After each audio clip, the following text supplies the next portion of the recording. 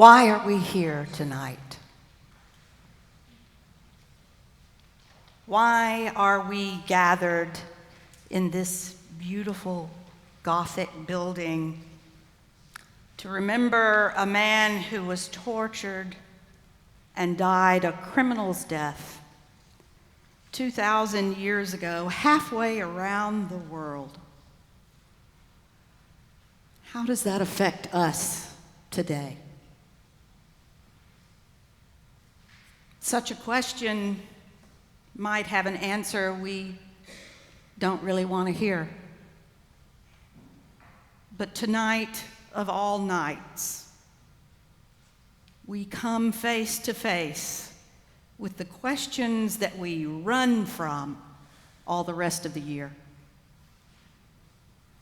It will require courage on our part to recall the events of one of the most awful events in human history. It will take courage for us to review the scene. The scene is one of a 33-year-old wisdom teacher and mystic healer who lived a non-violent life and was betrayed, arrested, tortured, and sentenced to a gruesome death.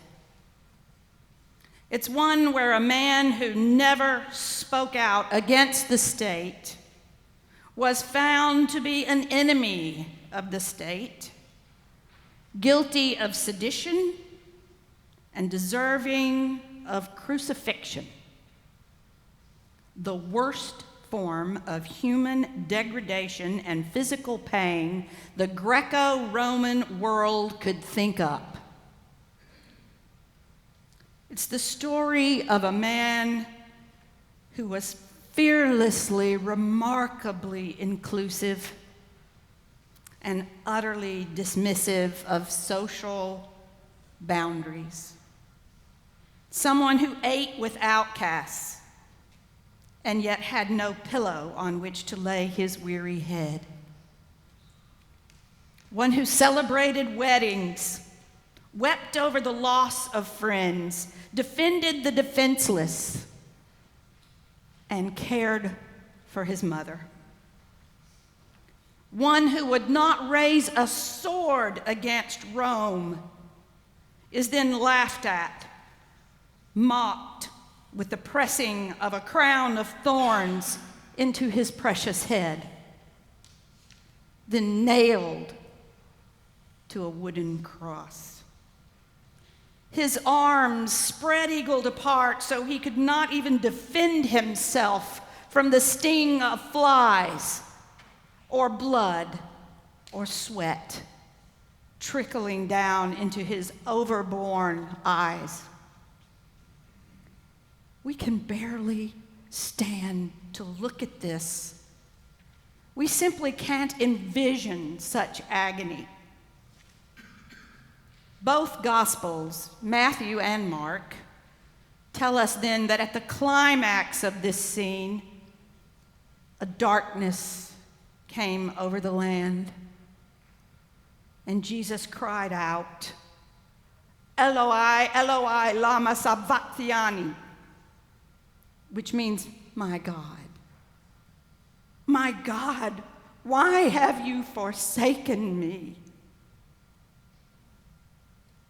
A cry of lament, a cry that has stirred much debate among Christians for centuries. These words, of course, are the opening words from Psalm 22, which certainly would have been very familiar to Jesus. However, one cannot say with certainty why Jesus uttered them. That's another troublesome question we're called to look at tonight.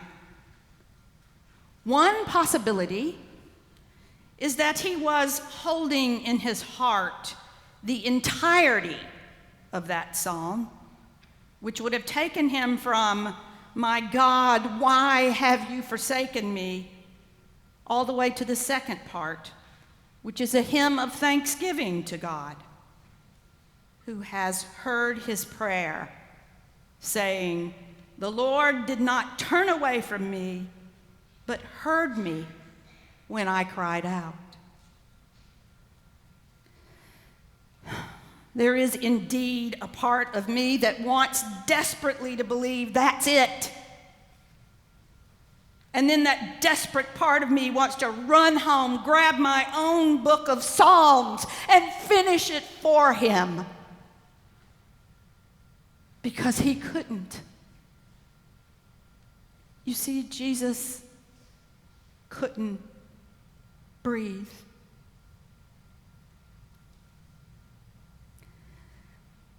But there is yet another possibility. The possibility that Jesus did truly feel forsaken. And why wouldn't he?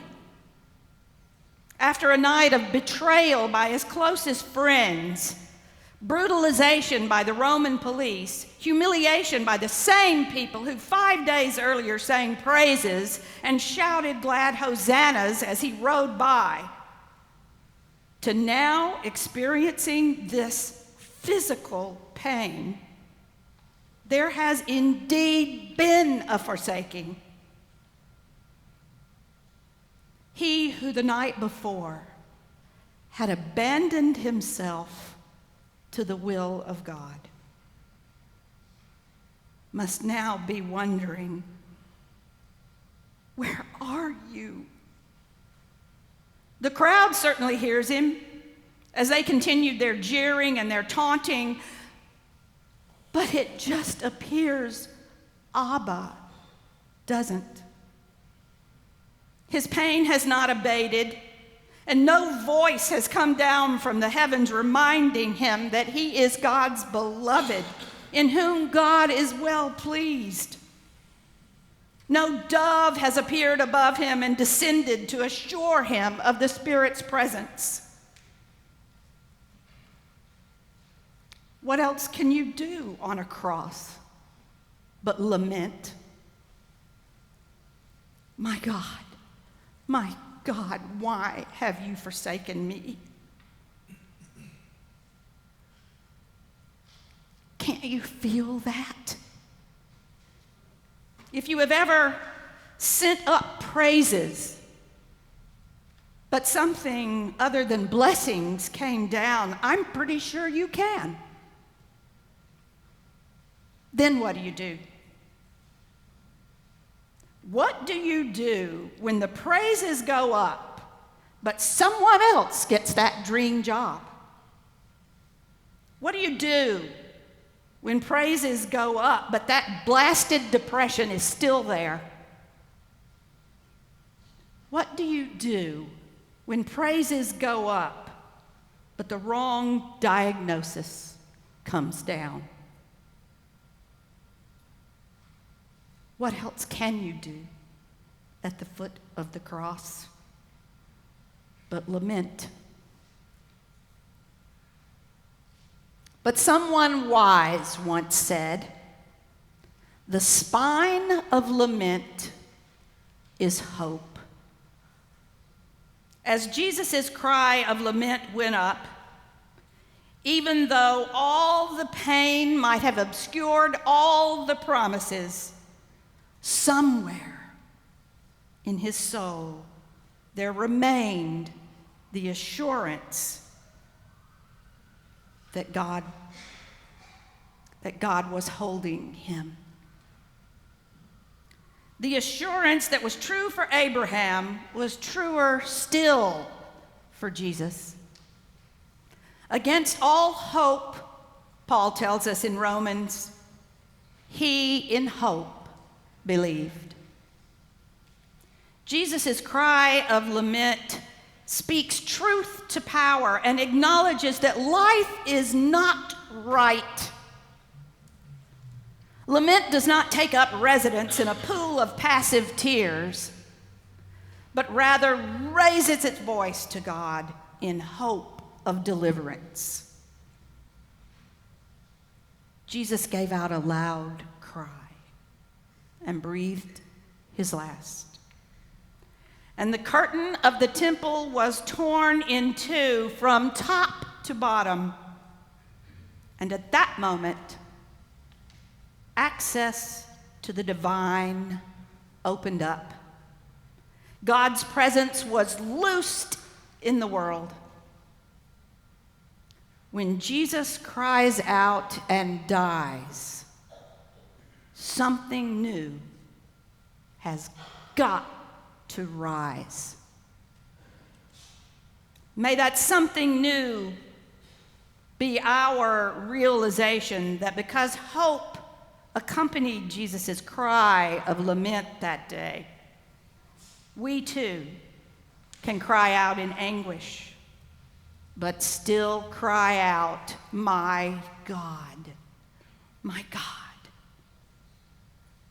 with the same assurance that God is there at our crosses too. Hope that even though we may have come over a way that with tears has been watered, change is going to come. Hope that a new day has begun.